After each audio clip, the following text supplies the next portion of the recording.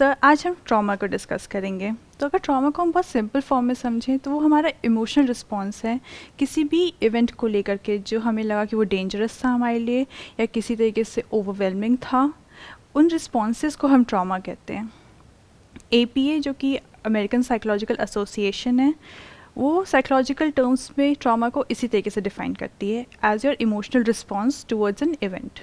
अगर हम थोड़ा समझें ट्रॉमा को थोड़े एग्जाम्पल्स लेकर के, तो ट्रॉमा बड़ी बड़ी चीज़ों का भी हो सकता है, जैसे कि Wars, rape, accidents, natural disasters, और छोटी छोटी चीज़ों को भी लेकर हो सकता है, जैसे कि बुलिंग, या फिर आपके साथ हरासमेंट हुई है किसी चीज़ की, वर्क प्लेस पर हरासमेंट हुई है, सेक्शुअल हरासमेंट है, या फिर किसी भी तरीके से आपको डिस्क्रिमिनेट किया गया हो, ऐसी चीज़ों का भी ट्रॉमा होता है। अगर हम कैटेगरी वाइज ट्रॉमा को डिफ़ाइन करें तो अक्यूट ट्रॉमा होता है जो कि एक चीज़, कोई छोटी सी चीज़ आपके साथ हुई है या कोई एक सिंगल इवेंट, जैसे कि आप नेचुरल डिज़ास्टर में फंस गए और उस चीज़ को लेकर के आपका इमोशनल रिस्पॉन्स ट्रॉमेटिक था। या फिर क्रॉनिक ट्रॉमा जो कि आपके साथ होता चला आ रहा है, रेपिटेटिव है, प्रोलॉन्ग्ड है, लगातार, जैसे कि घर में लड़ाई झगड़े होते रहे ना, मे बी हेल्थ से रिलेटेड कुछ इश्यूज होना, हेल्थ से रिलेटेड, कुछ बिल्कुल प्रोलॉन्ग कोई या कोई क्रोनिक डिजीज होना, राइट। बिल्कुल, जिससे आपके बॉडी पे तो असर है ही, उससे कोप करने के लिए आपको मेंटली भी काफ़ी आप एग्जॉस्टेड रहते हैं। राइट। तीसरे तरीके का ट्रॉमा इज़ कॉम्प्लेक्स ट्रॉमा, जो कि इन सब का मिक्सचर हो सकता है, जैसे आपकी बाहर की ज़िंदगी में कुछ चल रहा है और घर पे भी कुछ चल रहा है, एक साथ बहुत सारी चीज़ें होना। एक बच्चे का अगर हम एग्जांपल लें तो वो बुली हो रहा है स्कूल में या किसी तरीके से हरास हो रहा है और घर में उसके माँ बाप झगड़ा करते हैं, तो ये भी काफ़ी ओवरवेलमिंग है। ये उस बच्चे के लिए उसका इमोशनल रिस्पॉन्स काफ़ी नेगेटिव उसमें जा सकता है, ट्रॉमेटिक एक्सपीरियंस है उसके लिए। ये दोनों ही उस चीज़ को हम कॉम्प्लेक्स ट्रॉमा में डालेंगे। इसके अलावा एक और टाइप होता है जिसे कहते हैं सेकेंडरी ट्रॉमा या विकेरियस ट्रॉमा। ये यूजुअली तब होता है जब आप किसी इंसान के लिए बहुत केयर करते हैं और वो इंसान किसी ट्रॉमा से गुजर रहा हो या गुजरा हो, तो आप भी गुजर सकते हैं। यूजुअली ये थेरेपिस्ट में भी देखा जाता है या उन लोगों में जो बिल्कुल अपने लव्ड वंस के क्लोज है, जैसे कि हस्बैंड वाइफ में हो सकता है, पेरेंट्स को हो सकता है, अपने बच्चों को ऐसे देख करके। और इसकी एक खास बात ये है कि इसके सिम्टम्स बिल्कुल PTSD को मिरर करते हैं। मतलब आपको खुद ये ट्रॉमा आपने एक्सपीरियंस नहीं किया, बट आपकी जो सिम्टम्स होंगे वो बिल्कुल PTSD को मिरर करेंगे। PTSD की आप एक बार फुल फॉर्म बता दीजिए। दैट जी, इज मैं पोस्ट वहीं जा traumatic. It is post traumatic stress disorder. वैसे तो एक रिस्पॉन्स होना बहुत नॉर्मल है, कोई भी ट्रॉमा से गुजरेगा। इनिशियली लोग शॉक या डिनाइल में होते हैं, फिर थोड़ी देर के बाद अगर थोड़ा लंबा चल गया तो हो सकता है कि उनकी तबीयत ख़राब हो जाए, या हो सकता है उन्हें काम करने में प्रॉब्लम आए, रिलेशनशिप्स में प्रॉब्लम आए, विड्रॉल हो, सब्सटेंस अब्यूज़ हो। ये भी एक हद तक नॉर्मल है, बट कुछ केसेस नहीं होते। जब बिल्कुल ही इंसान बेयर नहीं कर पाता, वो उस सिनेरियो में PTSD की तरफ जाता है। PTSD का बहुत सरल भाषा में समझें तो आप ये कह सकते हैं इसके सिम्टम्स होते हैं, आपको फ्लैशबैक्स आ सकते हैं, आपको नाइटमेयर्स आ सकते हैं, आप बिल्कुल कंसंट्रेट नहीं कर सकते, इरिटेटेड रह सकते हैं, सोशल विड्रॉल हो सकता है। और थोड़ा समझने का तरीका ये भी है कि ऐसे लोग उन जगह को, उन लोगों के साथ जिनसे वो ट्रॉमेटिक एक्सपीरियंस जुड़ा हुआ है, उसको अवॉइड करने की कोशिश करते हैं। तो अवॉइडेंस बिहेवियर भी बहुत ज़्यादा होता है। इसके अलावा कंसंट्रेट ना कर पाना, एंजाइटी होना, हाइपर विजिलेंट या हाइपर अराउजल में होना, यानी कि हमेशा एक सेंस ऑफ अलर्टनेस रहे कि कुछ हो सकता है, अब कुछ हो जाएगा, वो चीज़। फाइट और फ्लाइट रिस्पॉन्स हो गया बेसिकली। बिल्कुल। ये तो हो गए जो आपने बताया कि किस किस तरह के ट्रॉमास होते हैं। तो इसका रूट कॉज क्या है, and if somebody is going through it, तो वो किस तरीके से इससे बाहर आ सकता है या आ सकती है? सर ट्रॉमा किसी भी तरीके से आपके एनवायरनमेंट में ही होता है, बट इसका इफ़ेक्ट आप पे कैसा होता है वो आपके ऊपर डिपेंड करता है, आपके कैरेक्टरिस्टिक्स पे। आप कितने रेजिलेंट हैं, आपके पास कैसा सोशल सपोर्ट है या कैसा फैमिली सपोर्ट है कि आप डील कर सकें। वो जो ट्रॉमेटिक एक्सपीरियंस है उसके कैरेक्टरिस्टिक्स क्या हैं, वो कितना, मतलब किस लेवल पर है, क्या वो नेचुरल डिज़ास्टर के लेवल पर है या वॉर के लेवल पर है या उससे थोड़ा कम, कोई एक्सीडेंट है, कुछ ऐसी चीज़। वो भी डिपेंड करता है कि डैमेज उसमें कितना ज़्यादा हुआ है आपको। और क्या वो सिर्फ आपके साथ हो रहा है या सबके साथ हो रहा है, वो भी बहुत फर्क पड़ता है हाँ, इस चीज़ क्या से आपके भी। पास सेंस ऑफ कम्युनिटी है फिर उस चीज़ के लिए, वो भी एक बहुत इंपॉर्टेंट चीज़ है। तो अब क्वेश्चन ये आता है कि ऐसा क्यों होता है कि दो लोग होते हैं जिनके साथ एक जैसा ट्रॉमा होता है, और एक है जो उससे बड़ी जल्दी बाहर आ जाता है, और दूसरा है जो बाहर नहीं आ पाता है, जिसको बहुत टाइम लग जाता है या पूरी ज़िंदगी लग जाती है। इसके पीछे क्या रीज़न है? ये आपकी अपनी कैरेक्टरिस्टिक्स पे डिपेंड करेगा। सबसे पहले आप कितने रेजिलिएंट हैं, आप कितनी जल्दी बाउंस बैक कर सकते हैं, और आपका आउटलुक क्या है लाइफ की तरफ, पॉजिटिव है या नेगेटिव है। Now what is resilience? अगर हम रेजिलिएंस की बात करें तो ये पूरा एक टॉपिक है जो कि मैं चाहूँगी कवर अप करना। आज ही बट करते अगर हैं क्योंकि ये दोनों आपस में कनेक्टेड हैं। Because what you are saying is कि ट्रॉमा से जो इंसान रेजिलिएंट होता है वो ज़्यादा अच्छे से डील कर पाता है। So let's try to understand it here and now कि what exactly is resilience. Resilience basically आपका वो कैरेक्टरिस्टिक्स होता है जो आपको बाउंस बैक करने में हेल्प करता है।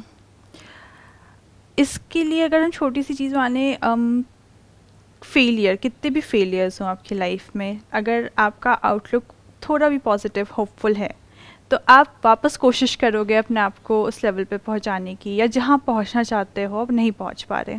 अगर आपका आउटलुक नेगेटिव है लाइफ की तरफ तो आप कोशिश नहीं करेंगे, फिर आप एक के बाद छोड़ देंगे या दो कोशिश के बाद छोड़ देंगे।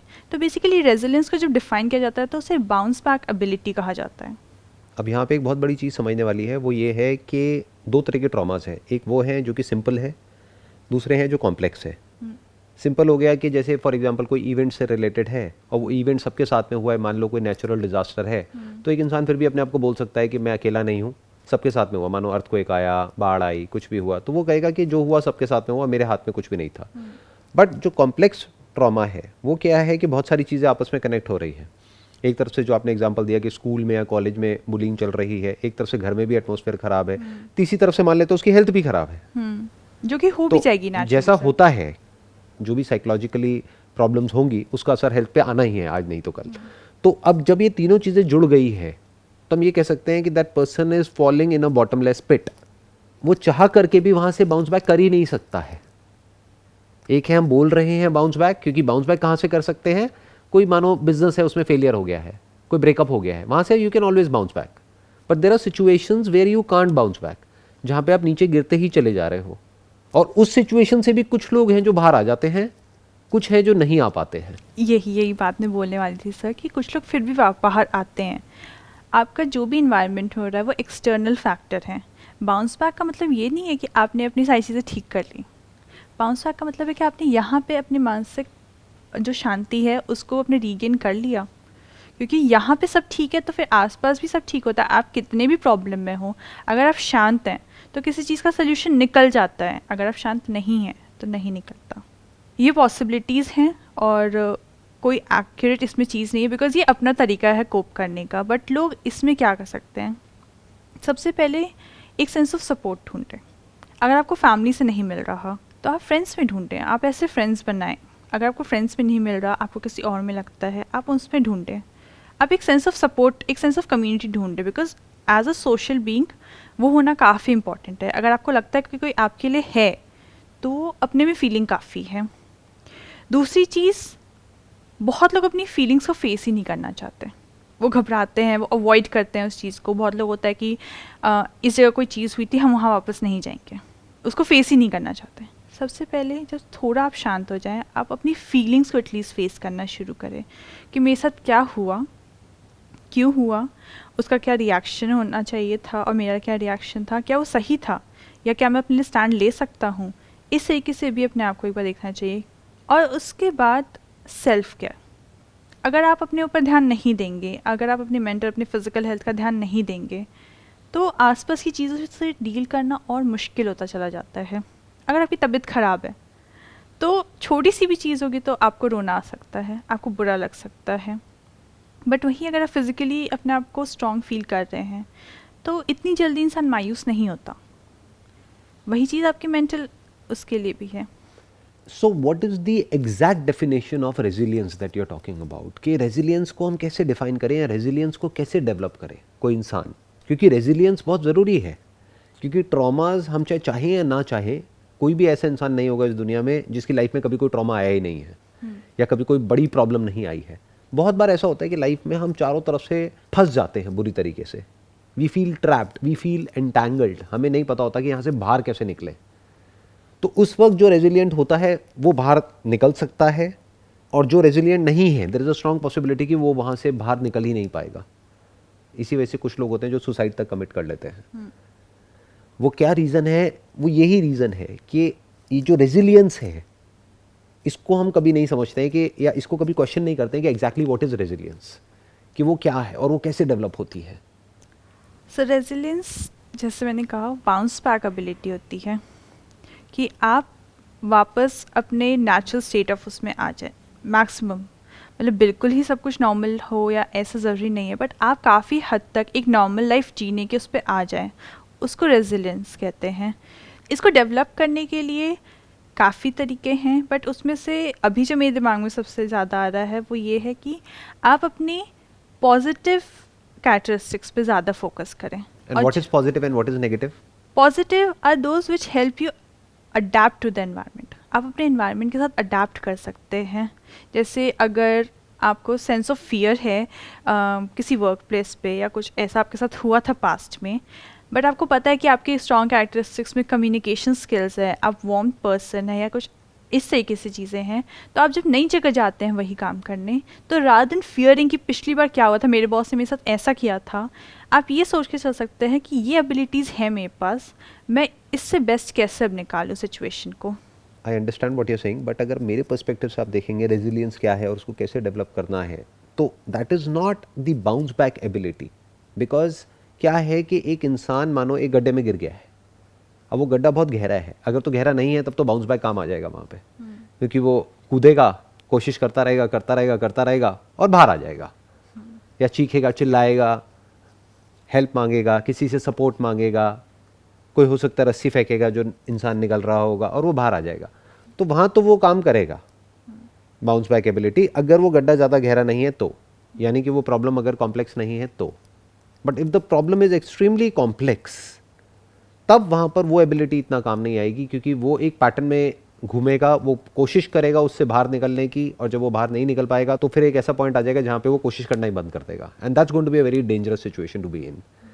सो मेरे अकॉर्डिंग क्या है कि जो भी मेरा लाइफ का एक्सपीरियंस है या बिजनेस बैकग्राउंड है और है, उसके अकॉर्डिंग क्या है कि एक ऐसा पॉइंट आता है लाइफ में जहाँ पर जा करके सारे दरवाजे बंद हो जाते हैं, जहाँ पर आप जा करके चाहे कितनी भी कोशिश कर लो, आप कितना भी बाउंस बैक करने की कोशिश कर लो, आप कुछ भी कर लो, कुछ भी काम नहीं आता है। तो उस वक्त क्या करना है? उस वक्त एक छोटी सी बात को ध्यान में रखना है कि अभी भी ऑप्शंस बाकी है, there is always a way out, फिर वो रास्ता कहीं हमको नजर आएगा। But if we keep trying in the same way as we are trying, यानी इसको इस तरीके से देखो कि अगर कोई दलदल में गिर गया है, वो जितनी ज्यादा कोशिश करेगा उतना ज्यादा अंदर जाता चला जाएगा। कुछ सेकंड्स के लिए उसको रुकना होगा, अपने आसपास में देखना होगा, शायद उसको कहीं कुछ नजर आ जाए जिसको वो पकड़ करके बाहर निकल सके, उसको कोई रास्ता नजर आ जाए या कोई वे आउट नजर आ जाए। बट वो वे नजर आने के लिए उसको कोशिश करना बंद करना होगा और उसको आराम से देखना होगा अपने आसपास में, और बैक ऑफ द माइंड ये होना चाहिए कि सिचुएशन चाहे कैसी भी हो, कितनी भी कॉम्प्लेक्स हो, there is always a way out. तो आप अगर से कहें 2 वर्ड में, पेशेंस और होप होनी ज़रूरी है। आप होप वर्ड यहाँ पे यूज़ कर सकते हैं, but what I am saying is, अगर मैं उसको प्रॉपर्ली डिफाइन करूँ एक लाइन के अंदर ना, that is more of a solution oriented mindset. कि एक प्रॉब्लम है, मुझे नहीं पता है इसका सॉल्यूशन क्या है, या तो प्रॉब्लम सिंपल है या कॉम्प्लेक्स है। मान लो बहुत कॉम्प्लेक्स है और 50 लोगों से बात हो गई, किसी को सॉल्यूशन समझ नहीं आ रहा है, बट इसका मतलब ये नहीं है कि सॉल्यूशन नहीं है। हाँ, उस सॉल्यूशन तक मैं अभी पहुंचा नहीं हूं, मेरे को पता नहीं है कि वो सॉल्यूशन कहाँ है। जैसे अगर मैं आपको बिजनेस का एग्जांपल दूं, तो क्या होता है कि बहुत लोग मेरे को मिलते हैं जो अपने आइडिया को बताते हैं, अपना जो भी बिजनेस आइडिया होता है, और फिर क्या बोलते हैं कि सर किसी से डिस्कस मत करना आप। मैंने कहा उससे क्या हो जाएगा? क्योंकि मैं नहीं चाहता कि कोई इसको कॉपी कर ले। आप समझ रहे हो उनकी थिंकिंग क्या है? उनकी थिंकिंग ये है कि मैं दुनिया में पहला इंसान हूं जिसने इसके बारे में सोचा है। जबकि रियलिटी क्या है कि अगर आपके माइंड में कोई थॉट आ रहा है ना कि ये प्रॉब्लम है, इसका क्या सोल्यूशन होगा, आपको पता नहीं है उसका सोल्यूशन क्या है, बट दुनिया में है। आप पहले नहीं हो जिसको वो प्रॉब्लम आई है, बहुत लोगों को पहले भी आ चुकी है, अभी आ रही है, तो there is a strong possibility कि उसका सोल्यूशन पूरी दुनिया में कहीं ना कहीं एग्जिस्ट करता है, और मल्टीपल सॉल्यूशंस एग्जिस्ट करते हैं उस प्रॉब्लम के। बस हमें पता नहीं है, बट हम क्या एज्यूम कर लेते हैं कि सोल्यूशन ही नहीं है। फॉर एग्जाम्पल, ये जो ट्रॉमा है वो इतना बड़ा है जिसकी वजह से ये जो पोस्ट ट्रोमैटिक जो डिसऑर्डर है वो क्रोनिक हो गया है, यानी कि वो चलता ही चला जा रहा है। कई महीने हो गए, कोई इंसान उससे बाहर नहीं आ पा रहा है और उस इंसान को बार बार सुसाइडल थॉट्स आ रहे हैं। अब वो कोशिश कर रहा है, that person is trying to bounce back, कि मैं वापस से ठीक हो जाऊं। जितनी वो कोशिश कर रहा है, एक आध दिन वो कोशिश काम आती है, उसके बाद में back to normal, back to square one. एक दिन ऐसा लगता है सब ठीक हो गया, अगले दिन वापस से सब खराब हो जाता है। फिर एक दिन सब ठीक हो जाता है, अगले दिन फिर सब खराब हो जाता है। तो ऐसे उसने कई बार कोशिश करी, फिर एक ऐसा पॉइंट आया जहां पे जाकर के उसको लगा कि अब तो कुछ हो ही नहीं सकता है। दिस इज द पॉइंट जहां पर जाकर के उसको समझना है कि ऐसा नहीं है कि नहीं हो सकता है, there is a way out. हो सकता है कि उस पॉइंट पर पहुंच करके ना कोई घर वाले काम आ रहे हैं, ना फ्रेंड्स काम आ रहे हैं, ना रिलेटिव्स काम आ रहे हैं, ना सपोर्ट सिस्टम काम आ रहा है, ना मान लो मेरी कोई वीडियो काम आ रही है, किसी की भी कोई वीडियो काम आ रही है, ना कोई बुक काम आ रही है, ना कोई थॉट काम आ रहा है। सब कुछ करके देख लिया, कुछ भी काम नहीं आ रहा है। हो सकता है वो प्रॉब्लम साइकोलॉजिकल लेवल पे हो ही ना, वो फिजिकल हो। तो उसको क्या करना है, उसको ये समझना है कि हो सकता है कि ये प्रॉब्लम मैं जिस तरीके से सॉल्व कर रहा हूं, अब उसको और कोशिश नहीं करनी है, क्योंकि उसने हर तरह से कोशिश करके देख ली। अब उसको कोशिश करना बंद करना है, and he need to find out an expert related to that problem. Maybe किसी साइकेट्रिस्ट के पास में जाना है, उसको बोलना है मैंने अपना सब कुछ कोशिश करके देख लिया, काउंसलिंग भी देख लिया, ये भी देख लिया, वो भी देख लिया, सब कुछ करके देख लिया, नहीं हो रहा। तो हो सकता है वो डायग्नोज करे कि अच्छा ये है आपकी जो प्रॉब्लम है, ये छोटी सी मेडिकेशन है, ये ले लो, प्रॉब्लम सॉल्व कुछ दिनों में। So what I am saying is कि हर बार एफर्ट काम नहीं आता है। एक एग्जांपल है जो मैंने अपने पता नहीं कितने सेशंस में दिया होगा। सिंपल सा एग्जांपल है कि अगर कोई किसी दीवार में कील लगाने की कोशिश कर रहा है, अब वो कील अंदर नहीं जा रही है, तो ये नहीं कि I need to just do it no matter what, कोशिश करते रहो, नहीं, क्योंकि हो सकता है उसके पीछे कोई लोहे का बीम हो, तो हल्की सी पोजीशन चेंज करके देखो। मे बी अपने आप से क्वेश्चन करो कि मैं ये कील यहां पर लगा क्यों रहा हूं इस दीवार पे। डबल टेप नाम की भी तो चीज आती है आजकल। मेरे को क्या करना है, पोस्टर ही तो लगाना है, या ये एक हल्की सी पेंटिंग है उसको हैंग करना है, why not a double tape, why not this, why not that, why can't I just keep it on a stand rather than मैं यही करूं और इसको ऐसे ही करूं।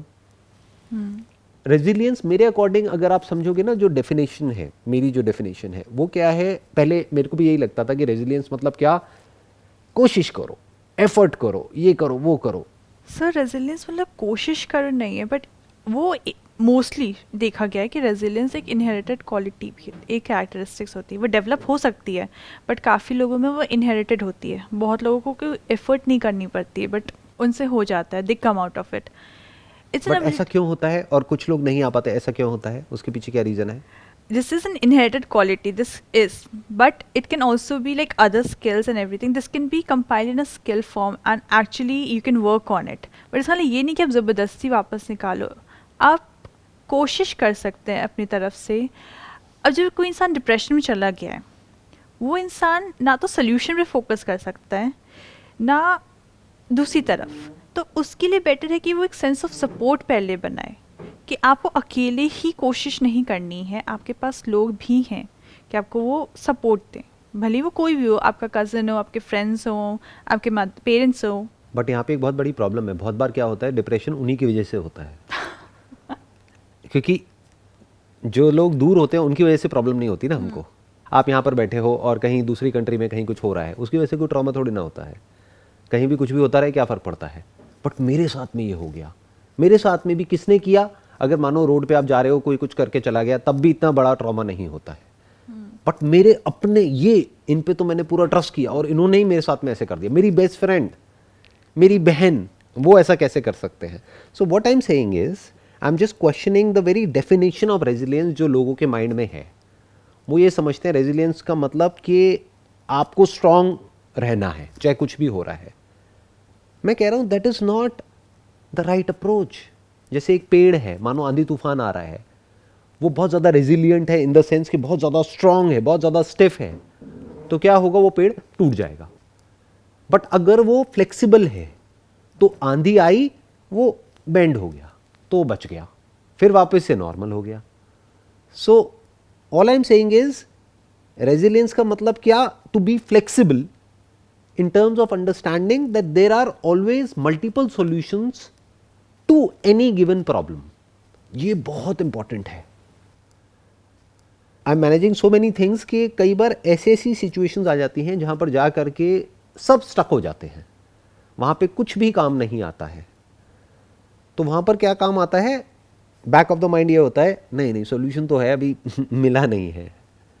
तो कई दिन लगते हैं, कई बार 2 दिन 4 दिन 5 दिन 10 दिन भी लग जाते हैं, लेकिन सॉल्यूशन निकलता है. वो एग्जैक्टली कोशिश करने से नहीं निकल रहा है, क्योंकि कोशिश क्या होती है, कोशिश कैसे होती है? कोशिश उसी तरह से होती है जिस तरह से होती आई है. कोशिश कभी भी नई नहीं होती है. तो अगर हमको एक नया थॉट चाहिए तो पहले हमको रुकना होगा, रुक करके उस प्रॉब्लम को देखना होगा, और उसको हम कभी देखते नहीं हैं. हम हमेशा बस प्रॉब्लम को सॉल्व करने में लगे रहते हैं. प्रॉब्लम को जितना हम सॉल्व करने की कोशिश करते हैं उतना ही एंटैंगल्ड हो जाते हैं. और सर अगर इस तरीके से भी देखा जाए कि बहुत बार सोल्यूशन की ज़रूरत नहीं है, मतलब आपके साथ कोई इवेंट हो चुका है, राइट, और अब आप उससे काफ़ी थोड़ा टाइम हो चुका है, आप इतने ज़्यादा सिवियरली डिप्रेस्ड नहीं है, फिर आप वो PTSD में कन्वर्ट नहीं हुआ इस तरीके से, मतलब सोल्यूशन की ऐसे ज़रूरत नहीं है, बट आपको फिर भी एक सिंपल वापस अपनी लाइफ में इंटीग्रेट करना है. तो फिर उस तरीके को आप सोल्यूशन फोकस में कैसे डालेंगे? इज़न्ट इट लाइक कि आप अपने आप को बस संभाल लें उस टाइम और फिर अपने काम में, मतलब अपनी लाइफ में वापस बस इंटीग्रेट होना? देखो वहाँ पर क्या होगा कि अगर वो प्रॉब्लम इतनी बड़ी नहीं है, यानी वो पोस्ट ट्रॉमेटिक उसमें कन्वर्ट नहीं हुई है और वो क्रोनिक नहीं है, अगेन वहाँ पर भी यही अप्रोच काम आएगी कि there are multiple ways of looking at a problem. वहाँ पर भी एक मल्टी डायमेंशनल अप्रोच काम आएगी.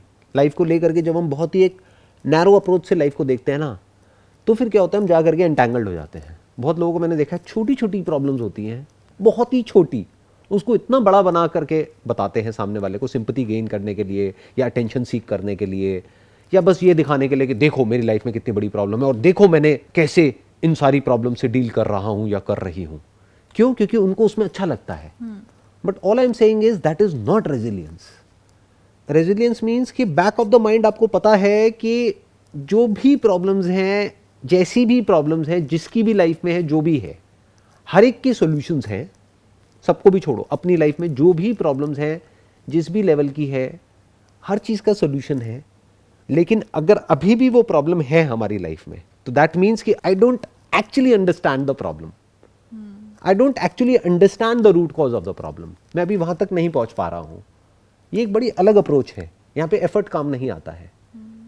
Effort is more like an animal instinct कि कोशिश करो कोशिश करो कोशिश करो. जो सो कॉल्ड मोटिवेशनल स्पीकर्स हैं वो इस पे बहुत फोकस करते हैं, नेवर गिव अप, ये वो whatever.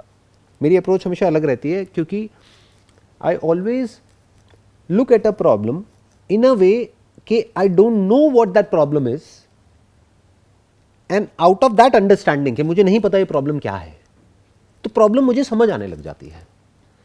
The moment I understand a problem, तो मुझे ये भी समझ आ जाता है कि मेरे पास में इसका सोल्यूशन है या नहीं है. मेरे पास मतलब मेरी जो भी नॉलेज है, एक्सपीरियंस है, उसके बेस पे इसका सोल्यूशन है या नहीं है, या जो भी मेरी एक्सपर्टीज है, तो मुझे ये भी समझ आता है अच्छा मेरे पास में नहीं है, तो let me find out an expert. अब मुझे ये भी पता है कि ये जो पर्सन है ये एक्सपर्ट है या नहीं है इस पर्टिकुलर प्रॉब्लम के लिए, क्योंकि मेरे को प्रॉब्लम समझ आ चुकी है. तो there is a strong possibility मैं उस एक्सपर्ट तक पहुंच पाऊंगा. वो एक्सपर्ट फैमिली में भी हो सकता है, फ्रेंड सर्कल में भी हो सकता है, वो कहीं बाहर भी हो सकता है, वो कोई कंसल्टेंट भी हो सकता है, वो कोई डॉक्टर भी हो सकता है, कोई भी हो सकता है. बट पहले प्रॉब्लम तो समझ आए ना, प्रॉब्लम क्या है. So according to me, to come out of a trauma, first we need to understand what exactly is that problem. क्या वो इवेंट प्रॉब्लम है, या उस इवेंट को मैं जिस तरह से इंटरप्रेट कर रहा हूं वो प्रॉब्लम है, या फिर अभी एक्चुअल में मेरी लाइफ में कोई बहुत बड़ी प्रॉब्लम है जिसको मैं फेस ही नहीं करना चाहता हूं. मैं बस चाहता हूं कि वो प्रॉब्लम तो रहे लेकिन मेरे को कोई फर्क ना पड़े. ये एक बहुत कॉमन क्वेश्चन है. बहुत लोग मेरे से पूछते हैं कि सर एक बात बताओ कि अगर हमको कोई बहुत बुरा बोल रहा है, उल्टा सीधा बोल रहा है, या हमारे घर का जो एनवायरनमेंट है वो बहुत ही टॉक्सिक है, तो ऐसा कैसे हो कि हमारे ऊपर कोई असर ना हो.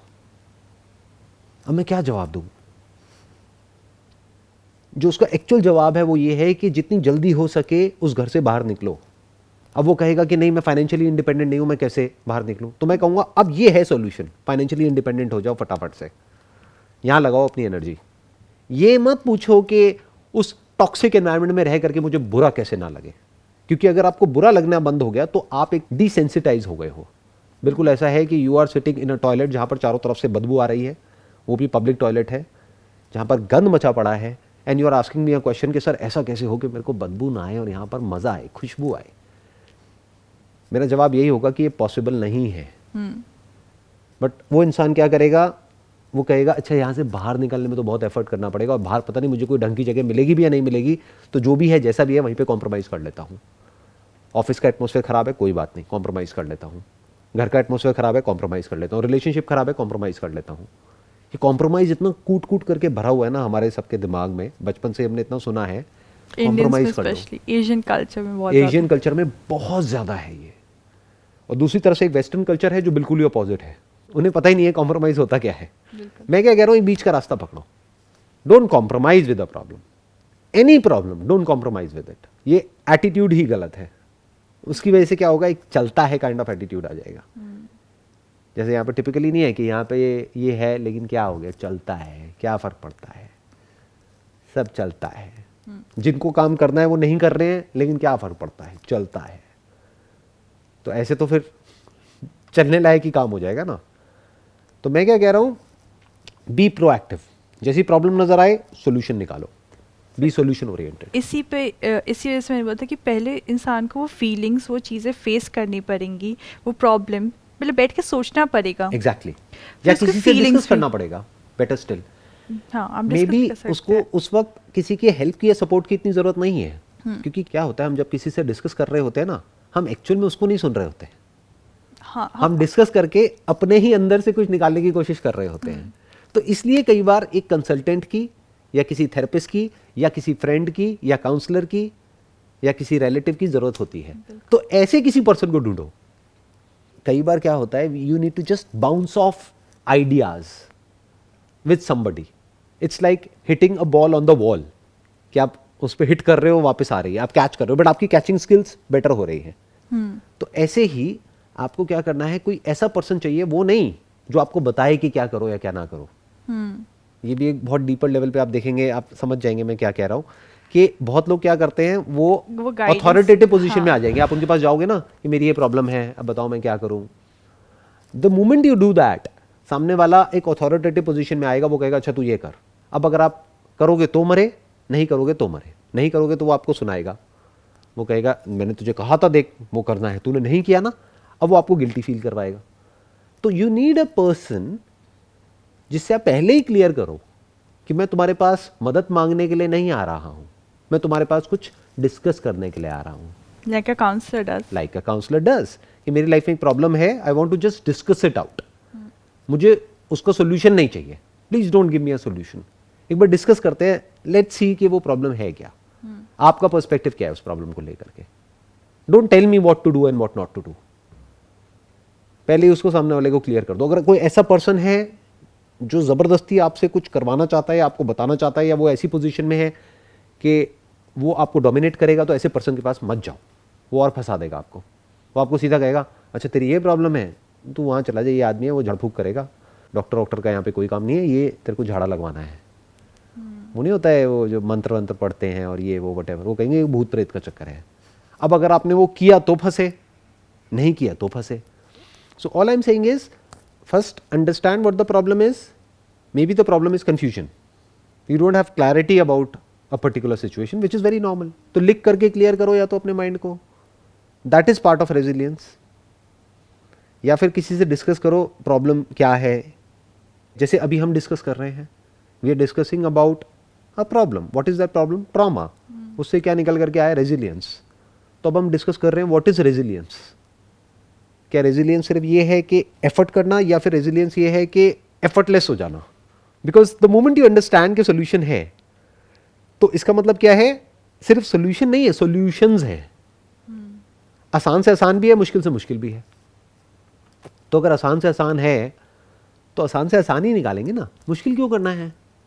बहुत लोगों को क्या बड़ा मजा आता है, अपनी लाइफ को कॉम्प्लिकेटेड कर दिया, फिर उसका सोल्यूशन निकाला, फिर बोला देखो मैं कितना पावरफुल हूं, या मैं कितना समझदार हूं, या मैं कितना ये हूं, बढ़ाने के लिए। राइट, अपनी सेंस ऑफ अचीवमेंट को बढ़ाने के लिए। मैं क्या कह रहा हूं, लाइफ को आसान कर दो।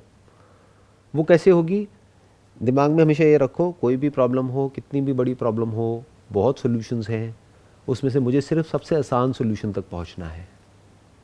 May be just as an example, ये मैंने होते हुए देखा है, इसीलिए उसके बेस पे मैं आपको बता रहा हूँ कि क्या होता है, कई बार लोग इंटैंगल्ड हो जाते हैं अपने ही एक तरह के पैटर्न में और बिहेवियर में, और वो कई साल हो जाते हैं, कई महीने हो जाते हैं, वहाँ से बाहर नहीं आ रहे होते। आई एम श्योर अभी जो लोग अभी इस वीडियो को देख रहे हैं उसमें से भी बहुत सारे लोग इससे रिलेट करेंगे। फिर एकदम से ही एक नया पर्सपेक्टिव मिला उनको। क्या हुआ, मेरी कुछ वीडियोस देखी और बिल्कुल ठीक, यहाँ पे आते हैं, आकर के अपने एक्सपीरियंसेस बताते हैं कि हमारे साथ में ये हो गया था, वो हो गया था, हम बस सुसाइड करने ही वाले थे कि एकदम से मेरे एक फ्रेंड ने आपकी एक वीडियो दिखाई, फिर मैंने दूसरी देखी, फिर तीसरी देखी, चौथी देखी, पाँचवीं देखी, 10वीं देखी, उसके बाद में मैं बिल्कुल ठीक। तो हुआ क्या एक्चुअल में, क्या वो मेरी बातों की वजह से ठीक हुआ? नहीं, मेरी जगह कोई और होता तब भी हो जाता। हुआ क्या, उसको एक नया पर्सपेक्टिव मिल गया। सो मोस्टली जब ये सारी चीज़ें होती हैं तो लोग एक नेगेटिव लूप में होते हैं, एक नेगेटिव थॉट पैटर्न होता है, जो रेपिटेटिव थॉट्स होते हैं। उसमें कोई एक इंसान थोड़ा भी पॉजिटिविटी दिखाए, वो एक पॉजिटिव सीड डाल दे, तो वो कल को ग्रो हो सकता है। राइट। रेजिलियंस में आपने जो सारी बातें कही सर, रेजिलियंस का एक पार्ट अडेप्टेबिलिटी है अपने एनवायरनमेंट के साथ, कि जो भी चेंजेस हो रहे हैं या जो भी है आपके एनवायरनमेंट में, आप कैसे उससे अडेप्ट कर सकते हैं ताकि थोड़ा इजी हो जाए आपके लिए भी एडजस्ट करना। जैसा आपने बोला सोल्यूशन फोकस, वो चीज़ आप अडेप्टेबिलिटी के लिए है, बिकॉज आपको हमेशा हर टाइम, चाहे इंसान हो, एनिमल हो, कोई भी हो, एक अडेप्टेबिलिटी हमेशा चाहिए होती है अपने एनवायरनमेंट में to survive and thrive. It's a very good point. In fact आप कह सकते हो कि हाफ ऑफ द प्रॉब्लम ये है, वो सॉल्व होगी अडेप्टेबिलिटी से, और हाफ ऑफ द प्रॉब्लम जो सॉल्व होगी वो होगी क्रिएटिविटी से, यानी सॉल्यूशन ओरिएंटेड माइंडसेट से। दोनों देखने में सिमिलर लगते हैं लेकिन बिल्कुल अलग है। अडेप्टेबिलिटी मीन्स कि जो हो रहा है उसके हिसाब से अडेप्ट कर जाना। अभी जो मैंने एग्जांपल दिया कि अगर तेज आंधी तूफान आ रहा है तो एक पेड़ बेंड हो गया, क्योंकि उसको पता है कि आंधी बहुत तेज है, यहाँ पर वो काम नहीं आएगा कि मैं तो अड़ के खड़ा रहूंगा, वो टूट जाएगा, तो उस वक्त तो बेंड हो गया। लाइफ में ऐसी सिचुएशंस आई, आपको पता है कि ये मेरे कंट्रोल से बाहर है, आप बेंड हो गए। अब इसका कोई फॉर्मूला नहीं है, अब वी कांट से कि ये सही है वो सही है। कुछ सिचुएशंस है जहाँ पे आपको अडेप्ट करना पड़ेगा और कुछ है जहाँ पे आपको सॉल्यूशन निकालना पड़ेगा। इन अदर वर्ड्स, अगर इसको सिंपल कर दें तो वो ये है कि जहाँ सॉल्यूशन निकल सकता है वहाँ सॉल्यूशन निकाल लो, जहाँ सॉल्यूशन नहीं निकल सकता है, जब तक सॉल्यूशन नहीं निकलता है तब तक अडेप्ट कर जाओ। But back of the mind ये रखो कि अभी मैं अडेप्ट कर तो रहा हूँ या कर तो रही हूँ, लेकिन ये परमानेंट अडेप्टेशन नहीं है, ये कोई कॉम्प्रोमाइज नहीं है, ये परमानेंट एडजस्टमेंट नहीं है, ये टेम्पररी है तब तक के लिए जब तक के लिए सॉल्यूशन नहीं निकलता है। फॉर एग्जाम्पल, घर का एनवायरनमेंट बहुत टॉक्सिक है, अब आपके पास में पैसा नहीं है अपना खुद का घर किराए पे लेने का, अब क्या करोगे? अब जब तक नहीं आप शिफ्ट हो जाते, मानो 1 साल लगेगा, 2 साल लगेगा अपना कुछ करने में या स्टेबल होने में, फाइनेंशियली स्टेबल होने में या सिक्योर होने में, तब तक के लिए अडेप्ट कर जाओ, क्योंकि तब तक रोते क्यों रहना है। अब अडेप्ट कैसे करोगे? कुछ आपको रेजिस्ट भी करना पड़ेगा, थोड़ा सा लड़ना भी पड़ेगा, थोड़ा सा कुछ बाउंड्रीज भी सेट करनी पड़ेंगी, उसको बड़े इंटेलिजेंटली मैनेज करना पड़ेगा। नहीं तो सामने वाला हो सकता है आपको ओवर पावर कर जाए, कि सामने वाला बहुत ही ज्यादा आपका टॉर्चर करने लग जाए, तो वहां कहीं ना कहीं फाइट बैक भी करना पड़ेगा। ये तो आ गया for a time being, but ये एक्चुअल में अप्रोच नहीं होनी चाहिए, क्योंकि कहीं ना कहीं हम सबके अंदर, मैंने जो अपने आसपास में देखा है, लोगों के अंदर नस नस में ये जो अडेप्टेबिलिटी है ना, और ये जो कॉम्प्रोमाइज वर्ड है, एडजस्ट करना है, ये एडजस्ट तो मैंने बहुत सुना है, यहाँ पर कुछ भी हो एडजस्ट कर लो।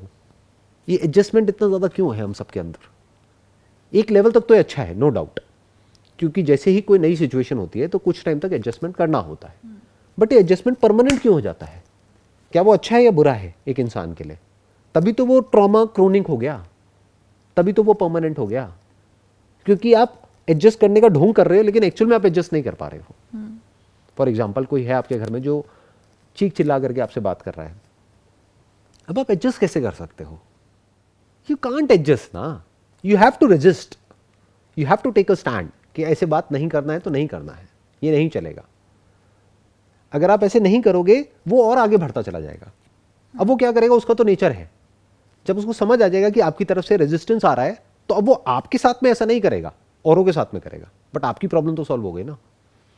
आपने लोगों को देखा होगा, ऐसे तरह तरह के बिहेवियर्स होते हैं अलग अलग जगह पर, जहां उनको पता होता है कि भाई मेरी नहीं चलेगी, वहां पे थोड़ा तरीके से होते हैं, जहाँ पता है कि सामने वाला कुछ नहीं करने वाला है, वो तो एडजस्ट कर रहा है, उसने तो कॉम्प्रोमाइज़ कर लिया है, वो तो कहीं जाने वाला नहीं है, कहीं जाने वाली नहीं है, तो जो मर्जी चल रहा है।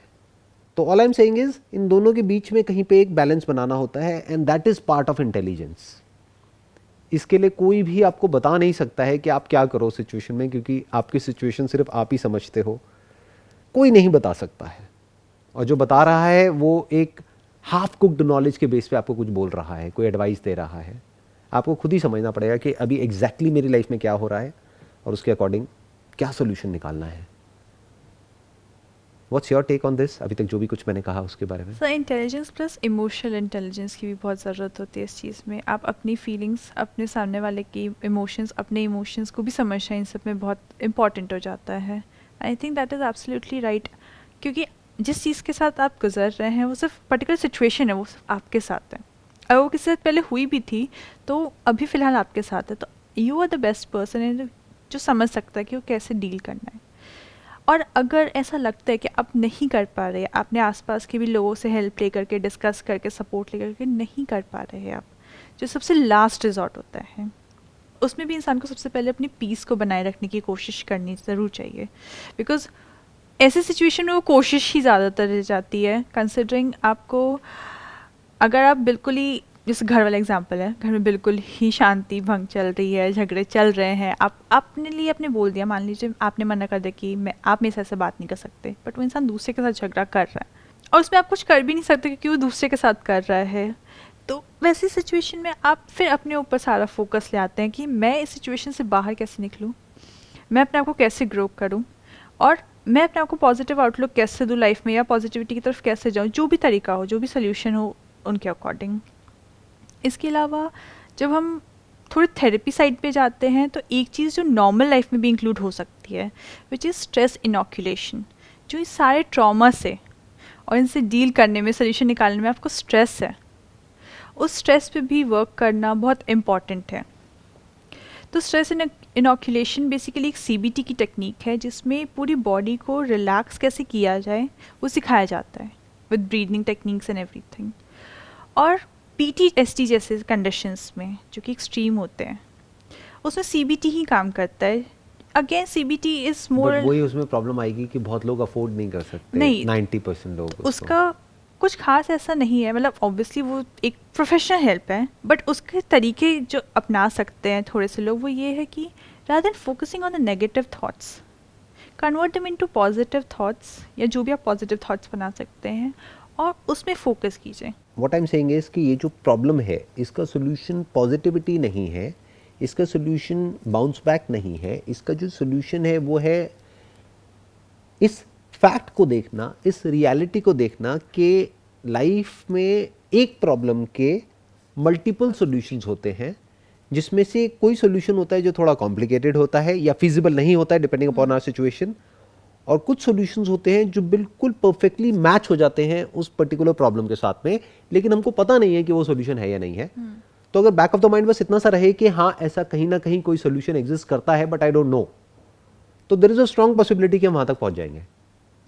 बट अगर किसी के दिमाग में है कि ये जो प्रॉब्लम है इसका सॉल्यूशन ये ही है, दैट इज अ ट्रैप, क्योंकि हम कभी भी उसको क्वेश्चन नहीं करते हैं।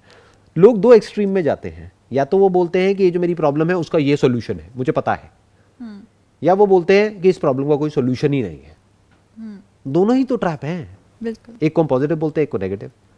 पॉजिटिविटी मतलब क्या कि ये जो सिचुएशन है इसको पॉजिटिव तरीके से देखो।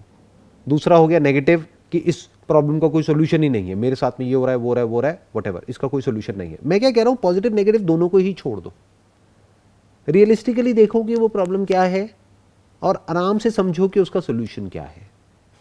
हो सकता है वो सोल्यूशन उससे बिल्कुल अलग हो जैसा भी लोग आपको बता रहे हैं, या जैसा आपको लग रहा है कि ये इसका सोल्यूशन है, या आपको लग रहा है कि इसका कोई सोल्यूशन नहीं है, और आपको मल्टीपल सॉल्यूशंस नजर आने लग जाए सिर्फ इस थॉट की वजह से, इस सोच की वजह से कि सॉल्यूशंस हैं, और फिर आपको एकदम से कुछ इंटरेस्टिंग नजर आए जो आपके आसपास ही था लेकिन पहले नजर नहीं आ रहा था, अब दिखने लग गया।